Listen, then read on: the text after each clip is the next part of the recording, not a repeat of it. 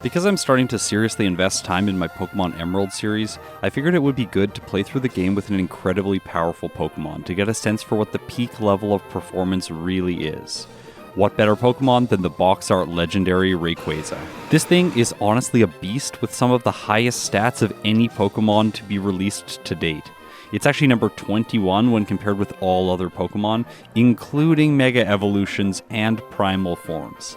Its own Mega Evolution ranks 3rd, tying with both Mewtwo X and Mewtwo Y at a whopping 780 base stat total. For stats, its base form has 105 HP, 90 in both defensive stats, 95 in speed, and an absolutely insane 150 in both attack and special attack. So it's a balanced attacker with fairly low, relatively low defenses. 90 is really good, especially for the Pokemon I use in challenges. I think the thing that I find surprising about its stats is that its speed stat is actually quite low. So now let's talk a little bit about damage category. In Generation 1, 2, and 3, it's determined by the move's type, and all Dragon moves are special. Rayquaza starts with Twister and Scary Face, so I figured that giving it a mild nature to boost its special attack and lower its defense was the best choice.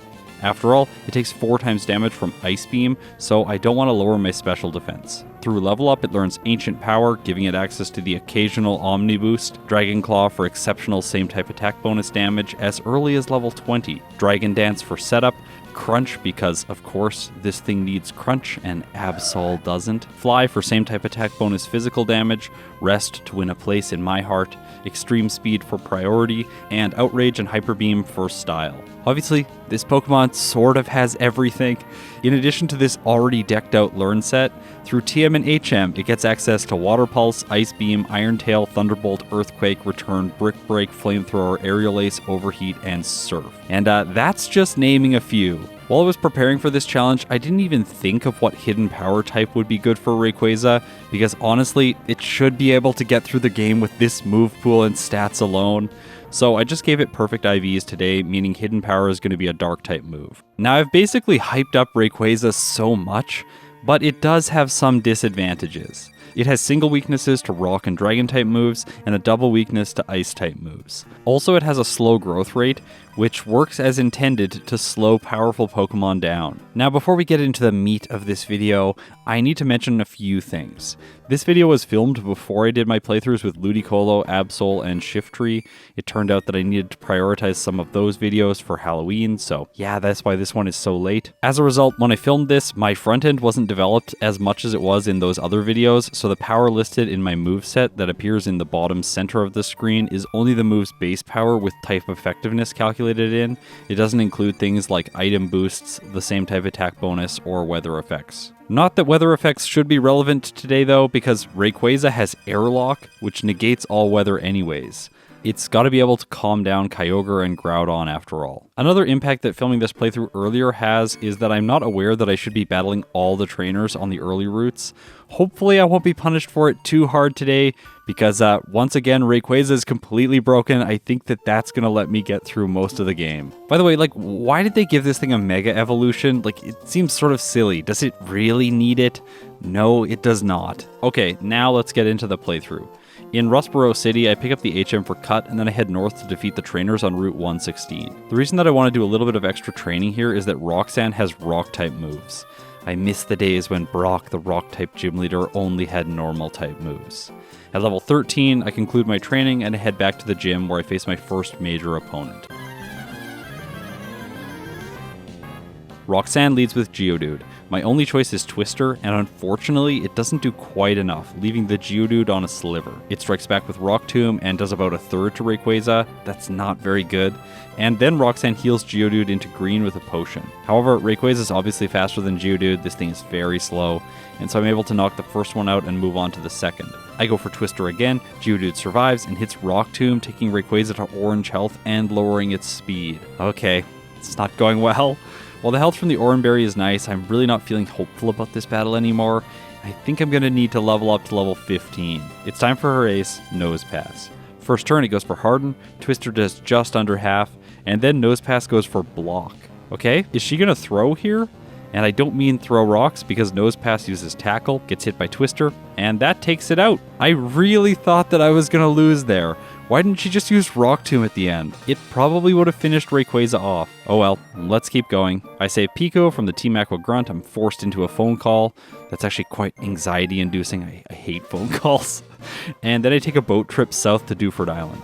I catch myself a Magikarp, name her Bruno, deliver the letter to Steven, and then I go head-to-head with Brawly. I figured that the flying type alone is going to carry me through this fight. Oh, great. I forgot to heal. Well, Rayquaza probably won't need those 3 hit points. Twister does more than half to Machop. It strikes back with Low Kick, which doesn't do very much, and then I finish it off on the next turn, earning some style points with a critical hit. Meditite's next, and here you'll notice that I'm using a not very effective Ancient Power against it, and that's because its only damage-dealing move is Focus Punch. As long as I keep using a damage-dealing move, I won't take any damage. Like, why didn't they give this thing a different move? It seems so strange. Maybe they're trying to teach the player how Focus Punch works? I figured here I might as well use Ancient Power just in case I get an Omni Boost for the Makuhita. Unfortunately, I don't get it. Of course, I don't get the Omni Boost. And then I run out of PPs, so I have to face the Makuhita without any boosts. I think it'll be fine. Brawly delays the fight here by healing the Meditite with a Super Potion. That's really annoying. But finally I make it to his ace, Makuhita.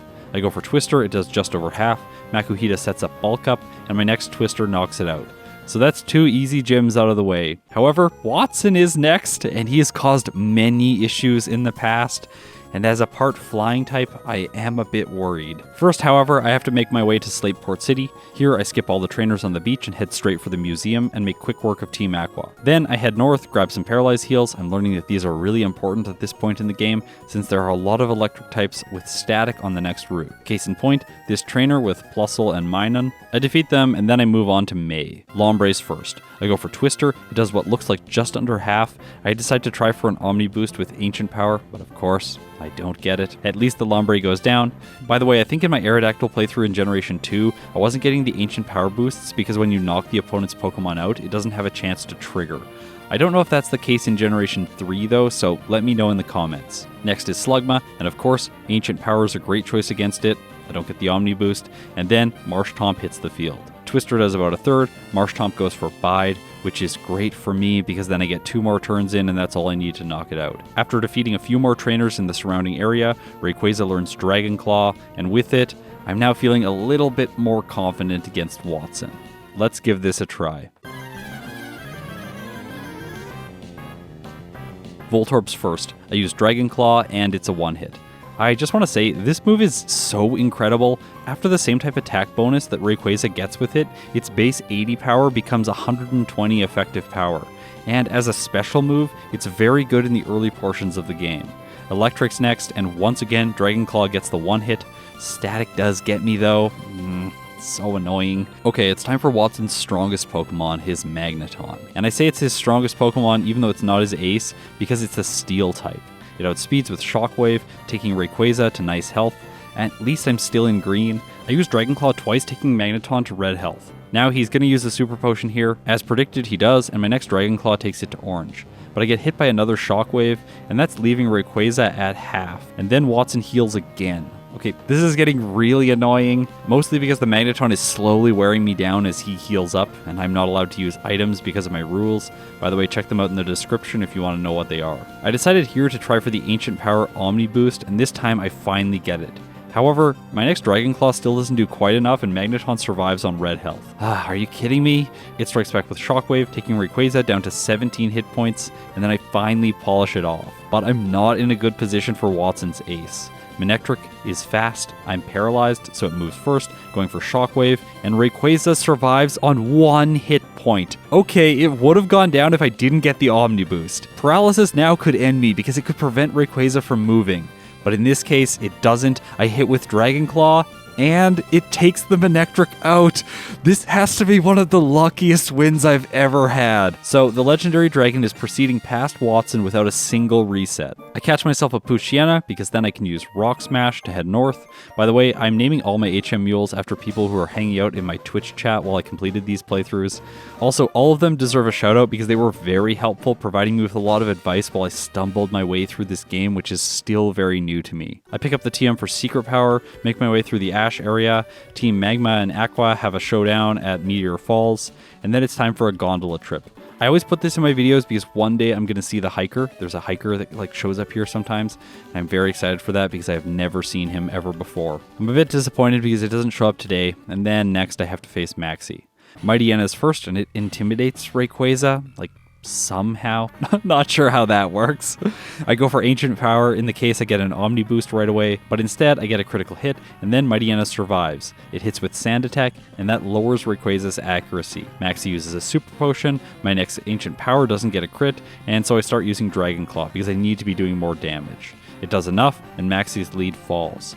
Dragon Claw one-shots the following Zubat, of course, and then Camerup's the only one left. I do miss because of Sand Attack, but then I hit, and that's it, I knock it out.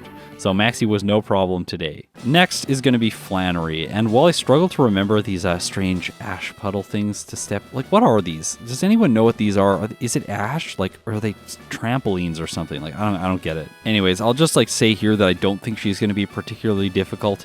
After all, Rayquaza's Dragon type means that it resists her Pokemon. At this point, Rayquaza has sort of been alternating between hard gym leader and then easy gym leader. Like Roxanne was difficult, Brawly was easy, and Watson was supposed to be difficult, but I just got very lucky, and now Flannery should be a breeze.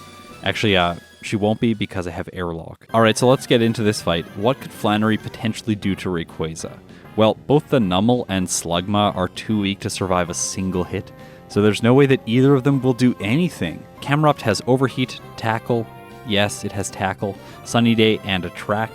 So in most cases, it could get annoying with Attract, but Rayquaza is genderless, so I don't think that'll work. In this case, I just knock it out and move on to her ace, Torkoal. For her entire team, this is definitely the one that's most intimidating, especially because it's so tanky. Body Slam is its most dangerous move because it could cause paralysis. But today, Rayquaza avoids the status condition and knocks it out. Every time I finish this gym now, I just remember how in Alpha Sapphire and Omega Ruby, your rival asks you if you want to go back to Petalburg City, and like, yes, I do. I really wish that quality of life improvement was here in Pokemon Emerald. At least I can still use HM Mules without having to open the menu like in Generation 1. So because I can't teleport back to face Norman, I have to make the long walk back. On my way back to Mauville City, I accidentally run into these two trainers. The developers were very good at placing double battles in areas where it's a surprise, like you can't see one of the trainers here because he's kind of by a bush. After knocking out their Pokemon, Rayquaza levels up to level 30 and learns Dragon Dance. This is going to be a very good move to use. By the way, I actually have a lot of nostalgic memories of this move, but not for good reasons. In Generation 6, the Water-type Elite Four member, I can't remember his name, I think it's like Wickstrom or something like that, he uses Gyarados. If you can't knock it out fast enough, it becomes this unstoppable sweeping machine with Dragon Dance. And yeah, it induced a lot of rage in me. Okay, with the backtracking out of the way, it's now time to face Norman. First is Spinda, and I've learned to respect this thing since I did this playthrough. I go for Dragon Dance, not once, but twice.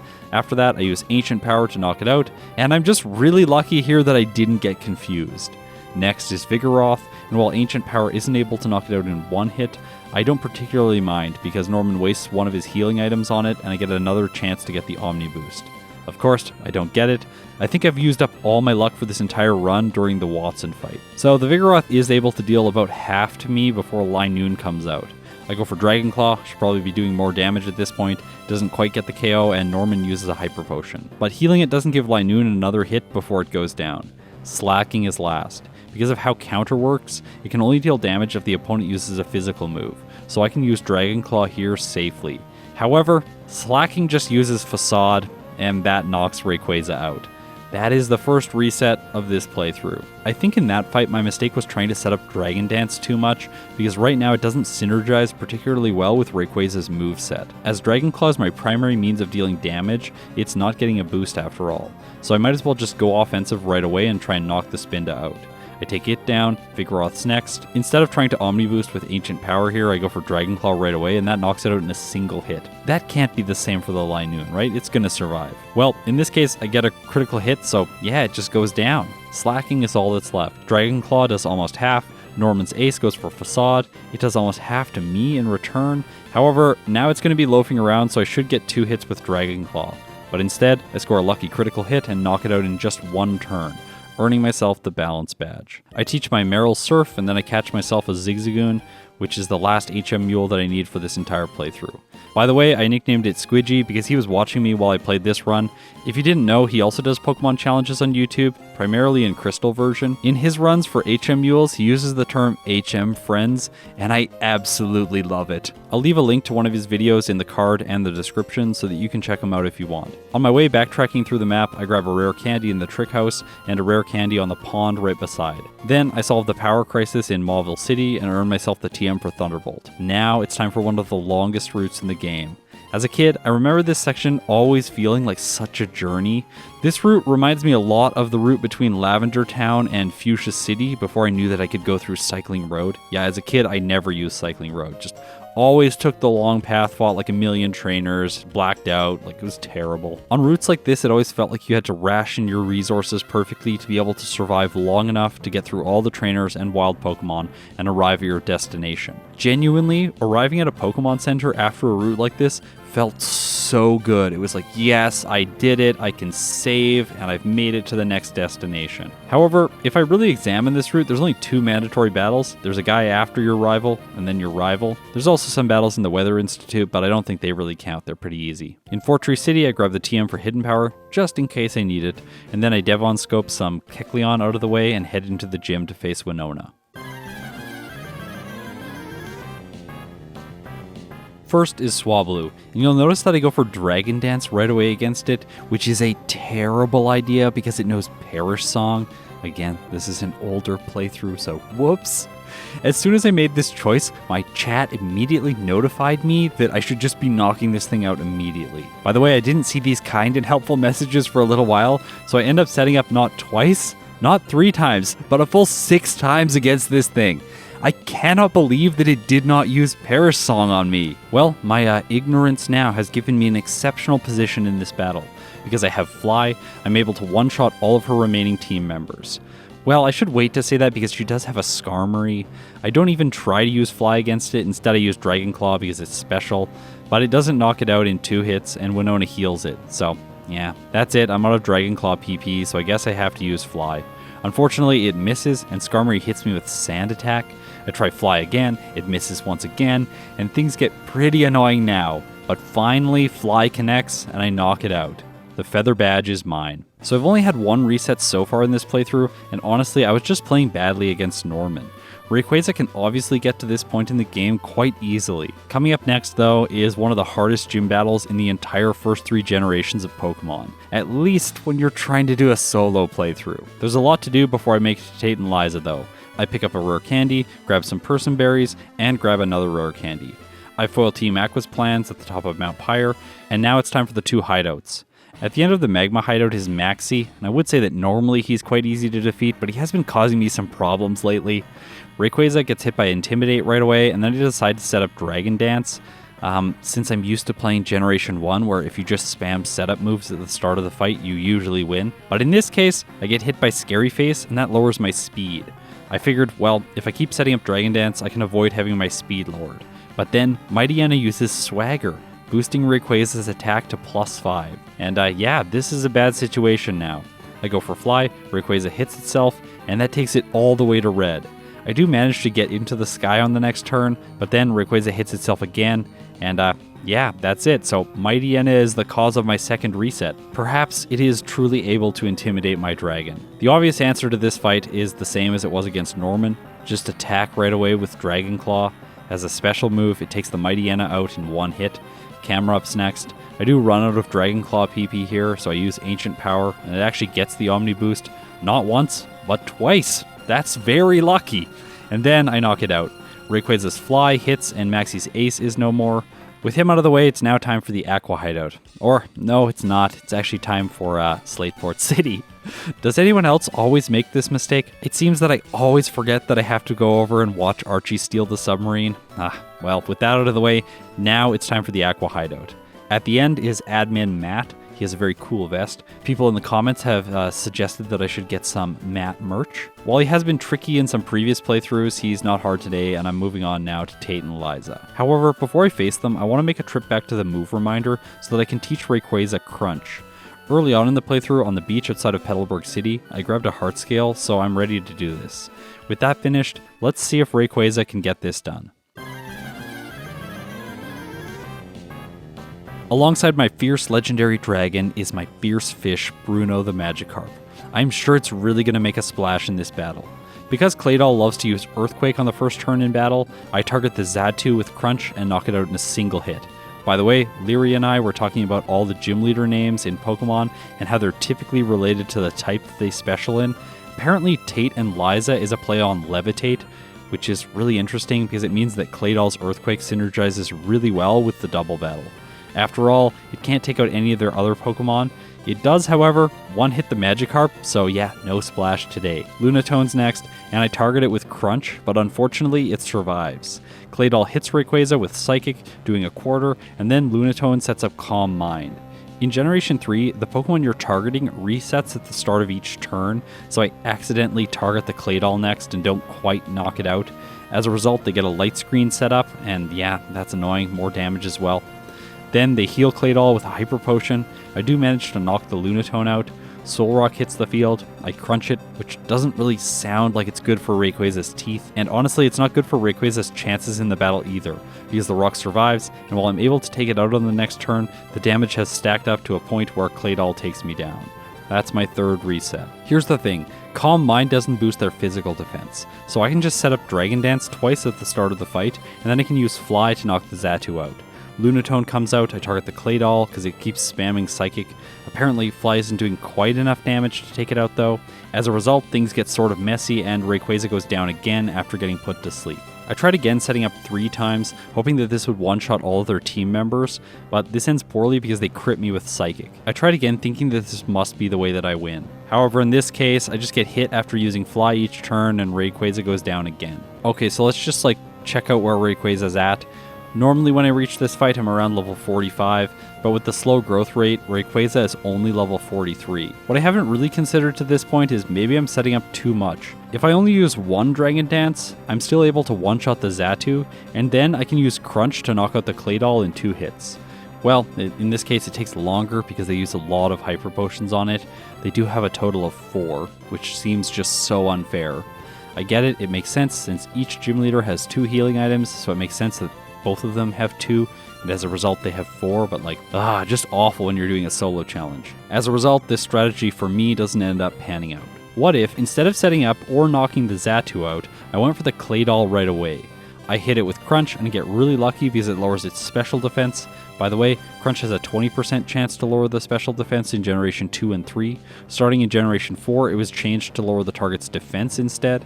This makes sense because in earlier generations, Crunch is a special move, so it can lower the stat that makes it do more damage on the next turn, and then when the physical special split occurred, Crunch became a physical move, which means again that Crunch gains power when it successfully lowers their stat. As a result, I was able to take the Claydol out. After that, I target the Lunatone, which survives on red health, but it eats a citrus berry and then I knock it out on the next turn. Solrock falls to a single Crunch, and all that's left is the very set up Xatu. It confuses Rayquaza, I go for Fly, he's way too set up to be taken out by Crunch now. In this case, Fly takes it to orange health, I get another attack in, and with that the Xatu goes down.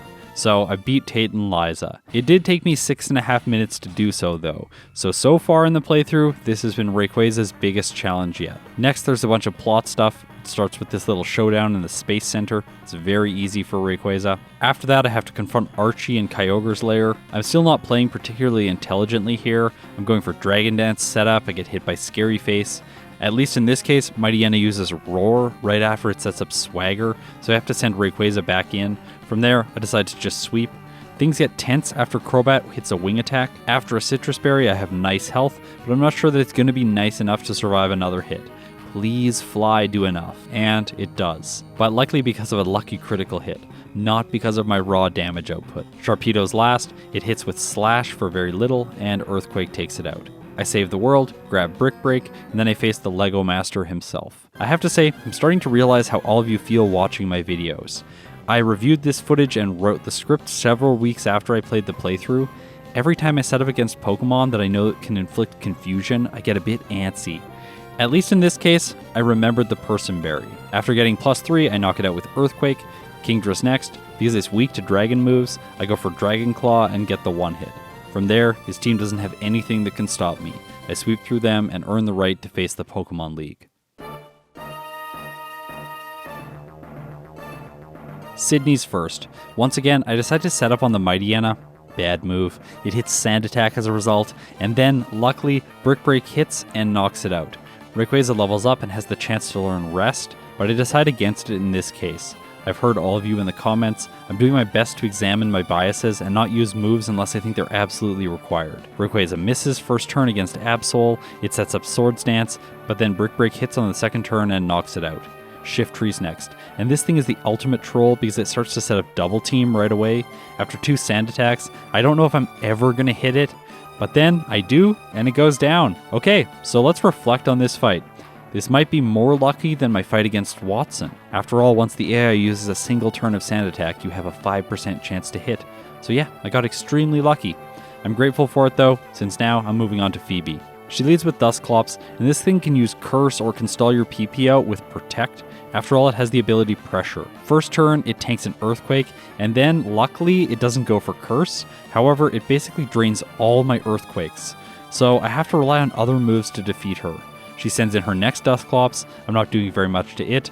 By the way, this thing knows Ice Beam, and it hits Rayquaza, taking it all the way down from full to 1 hit point. I'm not able to get the KO on the next turn, and she finishes me off with Shadow Ball. Okay, so let's play around its use of Protect. Instead of attacking into it, I can take 1 turn to set up Dragon Dance for free. Thanks for leaving this as a suggestion in the comments, by the way. In the last fight, it went for Protect 2 turns in a row, so I figured I could sneak in another Dragon Dance, but this is apparently a very bad idea because then Dusclops uses Curse, and now there's no way for me to win, especially because the second Dusclops can use Ice Beam to polish me off. Okay, let's try it with just 1 turn of Dragon Dance. Unfortunately, this still doesn't give me the 1 hit on the first Dusclops, so it can set up Curse and ruin my chances as a result. This strange status move does 20% damage per turn, and she has 4 Pokemon left, so there is no way for me to win.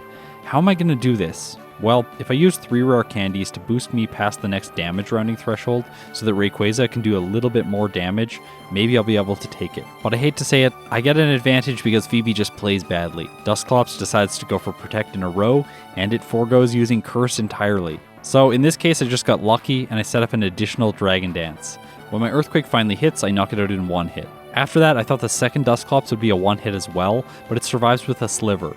It retaliates with Ice Beam and does so much, but not too much. Rayquaza survives with half health and I knock it out. From there, I'm able to sweep the rest of Phoebe's team. I held on to Brick Break through the fight against the Ghosts, just so I would have a way to deal with Glacia's ice types. After all, this is potentially the worst matchup that Rayquaza has against any major trainers in Hoenn. The first Celio loves to set up Hail on the first turn, giving me a chance to squeeze in 1 Dragon Dance. I decided to go for a second one, since I really want to 1-hit her remaining Pokemon. I figured I could survive whatever her weak lead threw at me. I do, and then Brick Break 1-shots. Next is Glalie, and Brick Break 1-shots again.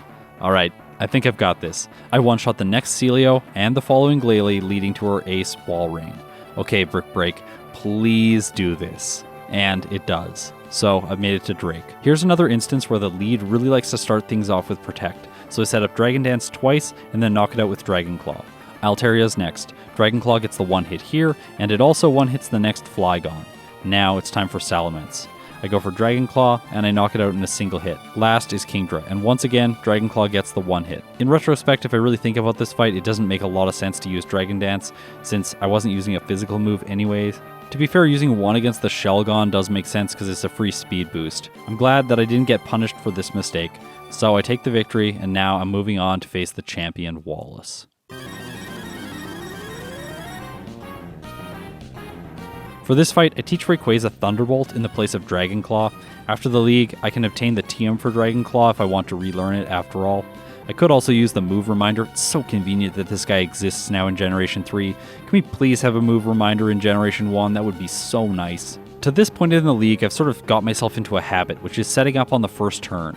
Against Phoebe, Glacia, and Drake, it makes sense. Against Wallace, it really doesn't.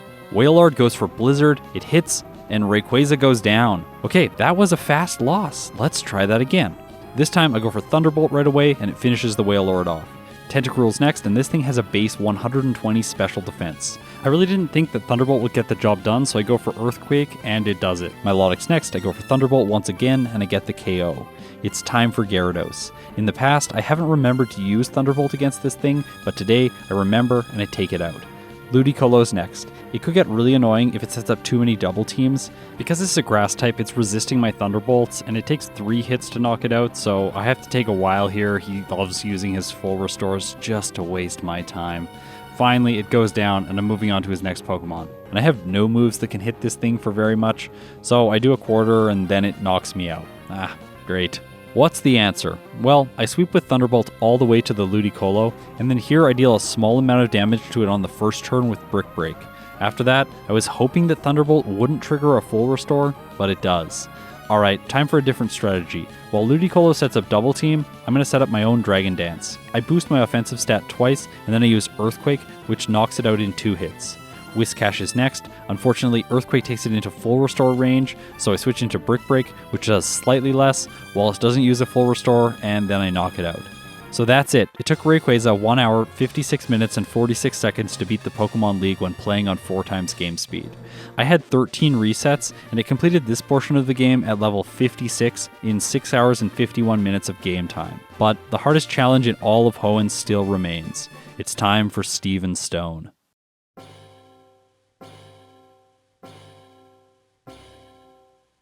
He leads with Skarmory, and I brought a Pecha Berry into this fight just so I can counter Toxic. First turn, I use Dragon Dance to set up. It uses Spikes, which is doing nothing because I'm doing a solo playthrough. I go for another Dragon Dance because I might as well continue my setup until it uses Toxic, which it does this turn.